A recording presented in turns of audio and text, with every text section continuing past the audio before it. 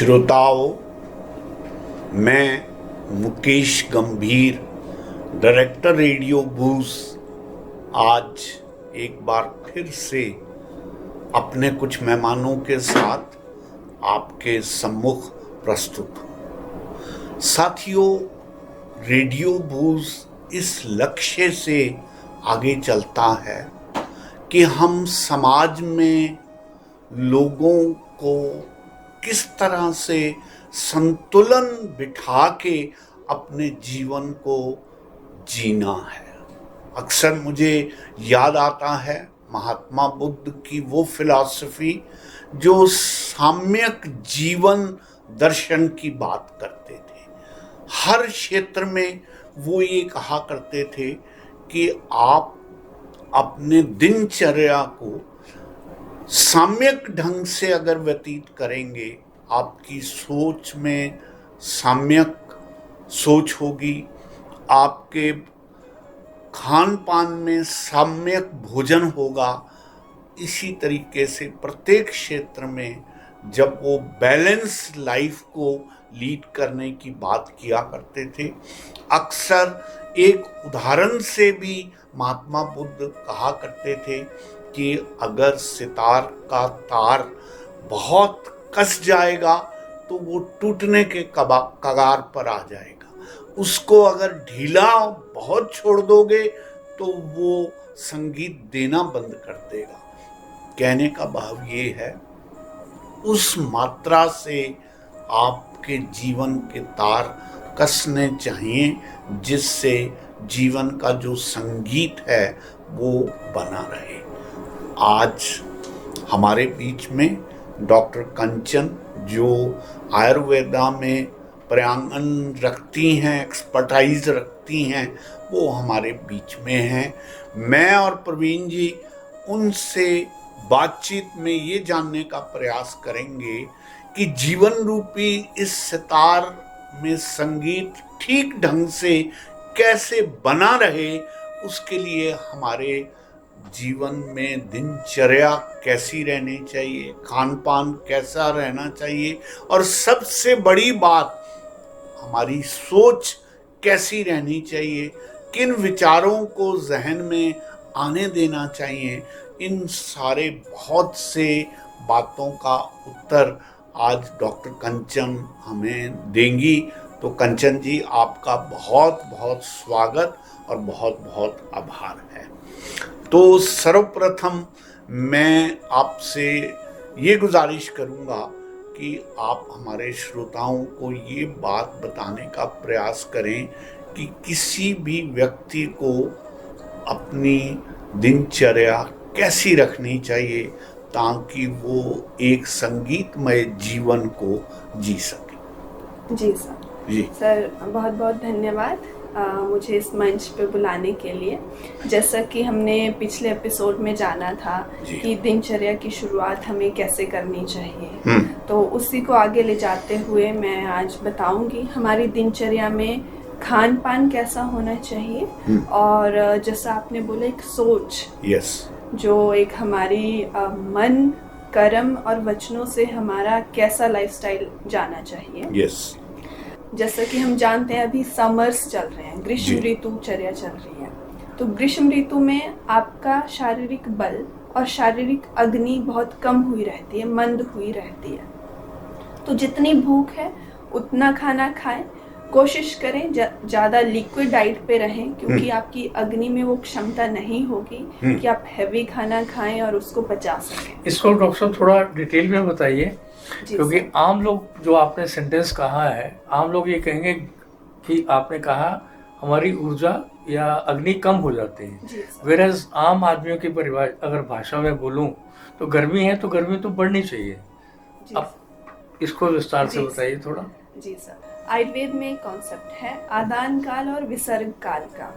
भारतवर्ष में हम 6 की 6 ऋतुएं देखते हैं, देखने को मिलती हैं। तो इसको आप समझेंगे अभी जो काल चल रहा है वो आदान काल का चल रहा है। आदान काल, हाँ। सूर्य की उत्तरायण गति हुई है, सूर्य समर, सूर्य की गर्मी जाता है, तो वो जो सूर्य है वो पृथ्वी से सारी एनर्जी, सारी ऊर्जा सोख रहा है, उसकी गर्मी सोख रहा है। चाहे यहाँ की वनस्पति हैं, अब ह्यूमन बॉडी का भी ले लें तो जो जलीय अंश है, वाटर कंटेंट है, वो सूर्य की गर्मी उसको सोख रही है। तो उससे हमारी शरीर की ऊर्जा भी कम होगी, हमारा बल भी कम होगा, हमारी अग्नि भी कम होगी। खाना खाना है, आपको भूख भी नहीं लगेगी। समर्स में देखोगे तो समर्स में भूख बहुत कम रहती है। अगर खाना ज़्यादा खा भी लिया तो गैस, एसिडिटी की शिकायत आपको हो सकती है। तो इसीलिए ज़्यादा फ्रूट्स, जो सीजनल फ्रूट्स होते हैं, फल होते हैं, वो खाने हैं। और पानी अच्छे से पिएं, बहुत ज़्यादा नहीं, जितनी प्यास है कोशिश करें पानी पिएं, लिक्विड डाइट रखें। शरबत आते हैं, तरह तरह के शरबत, बेल के शरबत, गन्ने का जूस आपको देखने को मिलता है, तो ये आपको खाने चाहिए। वहीं हम विंटर्स की बात करें, वर्षा ऋतु, शरद, हेमंत या शिशिर। शरद, हेमंत और शिशिर ये विसर्ग काल रहता है।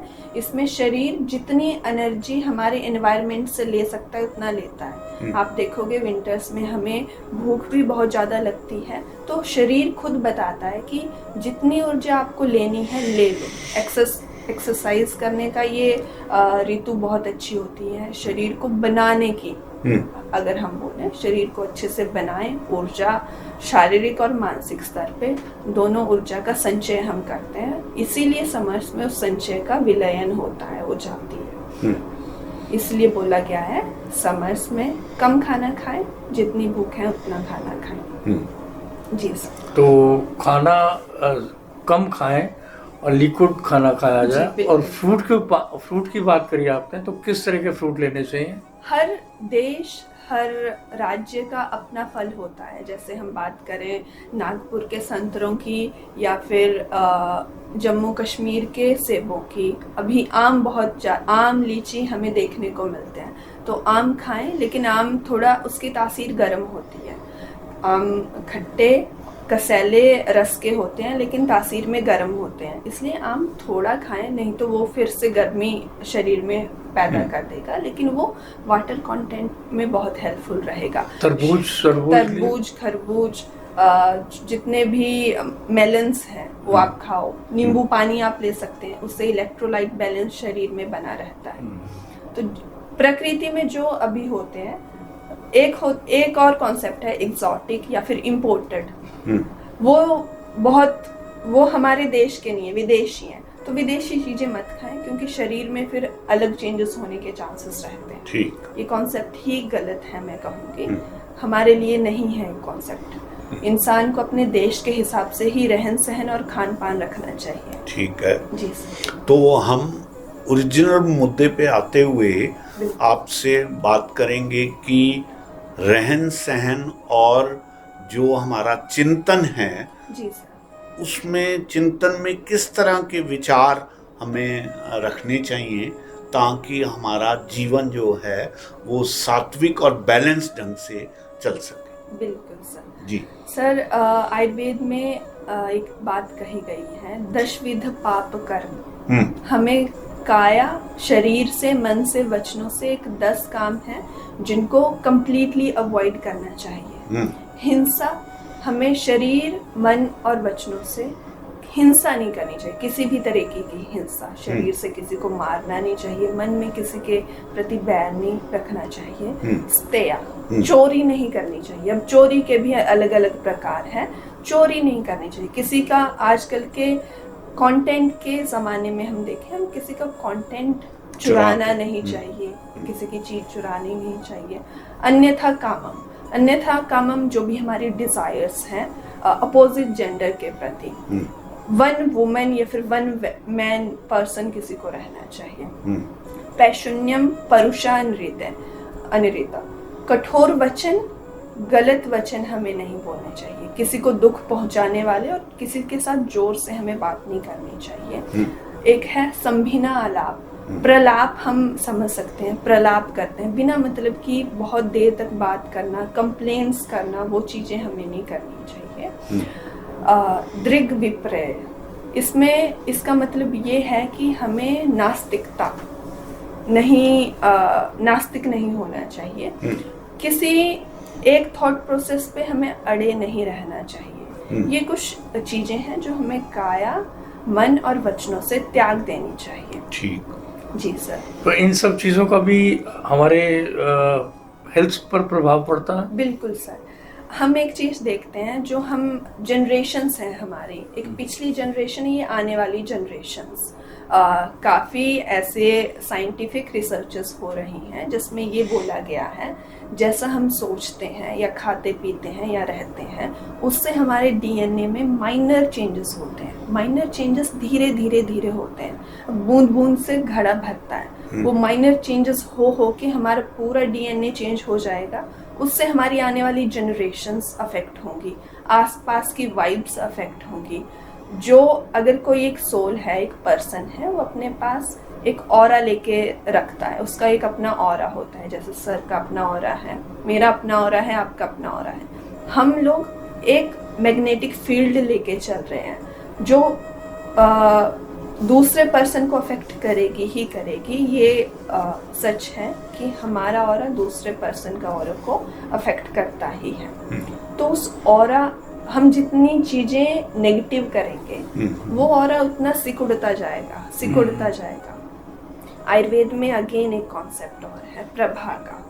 प्रभा एक तरह से हमारी स्किन, जो भी हमारी स्किन है, इसकी जो बाहरी लाइन है, आउटर सरफेस, हाँ, आउटर कवरिंग बोल सकते हैं हम उसको, प्रभा बोलते हैं। वो हमारे तन और मन दोनों की रक्षा करती है। लेकिन हम अगर वो प्रभा कहीं से कट गई, कहीं से टूट गई, कुछ माल फंक्शन आ गया उसमें, तो हमें बीमारियां होती हैं। उस प्रभा को स्ट्रॉन्ग कैसे करना है? तो जो भी सात्विक कार्य हैं, सद्वृत्त इनको बोला जाता है आयुर्वेद में, सदाचार, शिष्टाचार, सद्वृत्त, इससे हम उस प्रभा को स्ट्रॉन्ग कर सकते हैं, जिससे हमारा मन और तन दोनों स्ट्रॉन्ग होंगे। उसके तरीके, अलग अलग तरीके हैं उस प्रभा को स्ट्रॉन्ग करने के, उसी को सद्वृत्त बोला गया है। जी सर। अगर थोड़ा सा जिसके नेगेटिव ऑरा है, नेगेटिव थॉट्स हैं, वो भी इम्प्रूव हो सकते हैं? बिल्कुल सर, हो सकते हैं। उसका क्या तरीका रहता है? अलग अलग तरीके हैं। सबसे पहले दिनचर्या में ही कुछ तरीके हैं।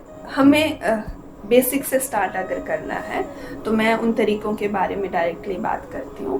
पहले तो हमें काया से, शरीर से ऐसे कर्म नहीं करने हैं जो हमें दुख दें, दूसरे को दुख दें। मन से और वचनों को मिला के मैं कुछ कार्य आपको बताने जा रही हूँ। एक चीज बोली गई है आयुर्वेद में, सत्यम बुर्यात प्रियम बुर्यात, ना बुर्यात सत्यम अप्रियम। हमें बोलना कैसे है, एक माइनर सा वो बता रही हूँ, मॉरल साइंस जो होती है, कि हमें सच बोलना चाहिए और मीठा बोलना चाहिए, झूठ नहीं बोलना चाहिए हमें, और ऐसा सच नहीं बोलना जिससे दूसरे को बुरा लगे। तो ये बेसिक एक एक चीजें देखो, बहुत छोटी चीजें हैं कि हमें बोलना कैसे चाहिए। हमें कपड़े धुले हुए साफ कपड़े पहनने चाहिए, ज़्यादा चमक धमक वाले कपड़े भी नहीं पहनने चाहिए और ज़्यादा गंदे कपड़े नहीं पहनने चाहिए। उससे दरिद्रता आती है हमारे जीवन में। और एक और चीज बोली गई है, आत्मवत सततम पश्येदपि कीट पिपीलकम। जितने भी क्रिएचर हैं हमारी दुनिया में, यहाँ पे कीट पिपीलकम तक का बोला गया है कि छोटे कीड़े मकोड़े और चींटियाँ, उनको भी हमें अपनी तरह ही देखना चाहिए कि वो जीव जैसे हम हैं वैसे वो हैं। तो नेचुरल ये है कि अगर हम उनको अपनी तरफ समझेंगे तो हमारा व्यवहार में वो चीज़ आएगी कि वो जीव भी वैसा है जैसे हम हैं। तो हम हिंसा जो बोली गई है वो हिंसा कभी नहीं करेंगे। एक और बात है, कुछ और, जैसे रुद्राक्ष धारण करने से हमारी प्रभा तेज होती, बढ़ती है, स्ट्रॉन्ग बनती है। कभी कभी जो मैंने खुद एक्सपीरियंस किया है, ट्रैवलिंग के वक्त मुझे वॉमिट आती थी या मन मेरा घबराता था, तो दो चीज़ें हैं कि मैंने एक रुद्राक्ष धारण किया और मंत्र करने से भी हम स्ट्रॉन्ग बनते हैं। तो उससे घबराहट और जो वीकनेस थी बॉडी की वो खत्म हो गई बिल्कुल। रुद्राक्ष धारण करने से मैंने इंस्टेंट रिलीफ देखा है। तो ऐसे जो बोले गए हैं कि मणि धारण करो, कुछ स्पेशल पंचामृत पान करने को बोला गया है, गंगा जल अपने पास रखो छिड़को। ये सारी चीज़ें जो पहले बताई गई थी, ये उसी प्रभा को तेज करने के लिए, स्ट्रॉन्ग करने के लिए बताई गई थी। इसमें कुछ इसके साथ मिलता जुलता प्रश्न है। जैसे आपने रुद्राक्ष का नाम लिया, हमें बताया गया जैसे घर में गूगल जलाना चाहिए या कपूर की बात, तो वो उसका भी महत्व है? बिल्कुल सर, महत्व है।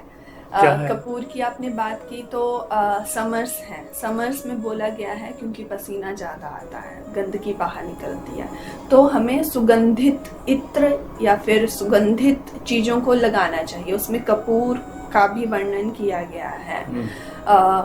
हवन, मणिधारण, गूगल, धूपन, कपूर, इन सब को जलाने से जो वाइब्स हैं, आसपास की एनर्जी है, वो प्योर होती है, प्यूरिफाई हो जाती है। जैसे हम बॉडी को क्लीन करते हैं, वैसे हमें आसपास के वातावरण को भी क्लीन करना है। तो ये परफेक्ट जो है रिचुअल्स हैं जो हमें करने चाहिए।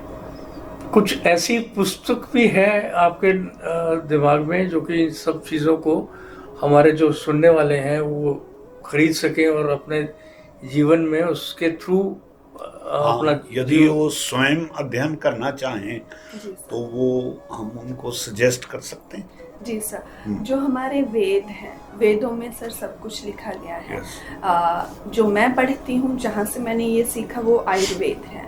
आयुर्वेद को अथर्ववेद यानी अथर्ववेद का वेद बोला गया है, और कुछ लोग तो ये बोलते हैं कि 5वां वेद आयुर्वेद है। 4 वेद बोले गए हैं, 5वां आयुर्वेद को बोलते हैं, लेकिन हम इसको अथर्ववेद का एक अंश मानते हैं। तो सभी वेदों में ये चीज़ें लिखी हैं। आयुर्वेद में अगर किसी को पढ़ना है तो आयुर्वेद में वाग्भट्ट की अष्टांग हृदयम बुक हिंदी में भी है और संस्कृत में भी आपको मिल जाएगी।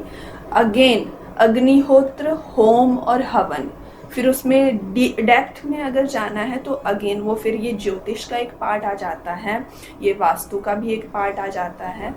तो उसके लिए अलग अलग बुक्स हैं। यूट्यूब से मैंने सीखा है। अगर मैं इसके डेप्थ में मेरे को आयुर्वेद में चीज़ें मिल गई, फिर उसकी डेप्थ में मैंने यूट्यूब का सहारा लिया था कि हवन कैसे करते हैं, क्या क्या चीज़ें कहाँ अवेलेबल हैं। लेकिन बुक्स अगर मिल रही हैं तो बुक्स भी एक अच्छा ऑप्शन है। और ऑनलाइन के ज़माने में तो यूट्यूब और गूगल में बहुत कुछ अवेलेबल है, PDFs अवेलेबल हैं वहाँ। ठीक जी सर।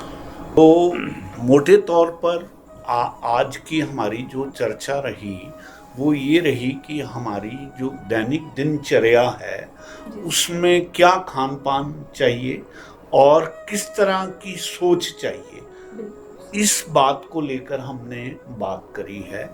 तो साथियों, मैं ये समझता हूँ कि आज की इस बातचीत में हमें ये बहुत महत्वपूर्ण बात बताई गई है।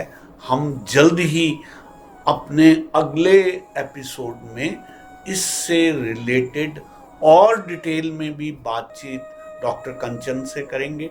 डॉक्टर कंचन, आपका बहुत बहुत धन्यवाद, बहुत बहुत आभार। धन्यवाद।